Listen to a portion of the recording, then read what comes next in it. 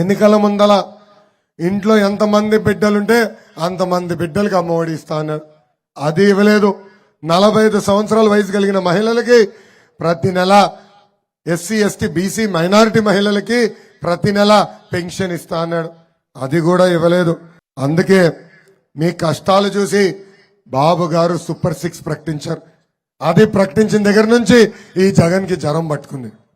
ఏమనంటే ఆ బాబు సూపర్ 6 ప్రకటన ఒక కిచిడి అని చెప్పి ఈరోజు అంటున్నాడు. ఈ సభాముఖంగా జగన్ చెప్తున్నా, ప్రజల పడుతున్న కష్టాలు చూసి తీసుకొచ్చాం ఆ బాబు సూపర్ 6. తెలుగింటి ఆడపడుచుల కన్నీరు చూసి చెరిపేదానికి తీసుకొచ్చాం ఆ బాబు సూపర్ 6. నీ సైకో పరిపాలనని తరిమి తరిమి కొట్టేదానికి ఆ బాబు సూపర్ 6 ఈరోజు మేము తీసుకొచ్చాం. ఆ బాబు సూపర్ 6 అంటే ఆంధ్ర భోజనం, రాయలసీమ రాగి సంగటి లాంటిది. అలాంటి పవిత్రమైన కార్యక్రమాన్ని ఈరోజు ఎగతాళి చేస్తున్నాడు ఈ సైకో జగన్. ఈ జగన్ ఓటు మీ దేవుడు స్క్రిప్ట్ రెడీ చేశాడండి.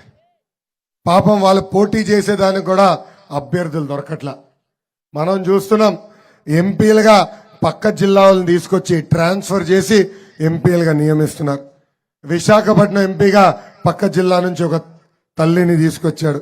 ఒంగోలు ఎంపీగా చిత్తూరులో చెవులో పువ్వులు పెట్టే చెవిరెడ్డి భాస్కర్ రెడ్డిని తీసుకొచ్చి ఒంగోలు ఎంపీ చేస్తాడు.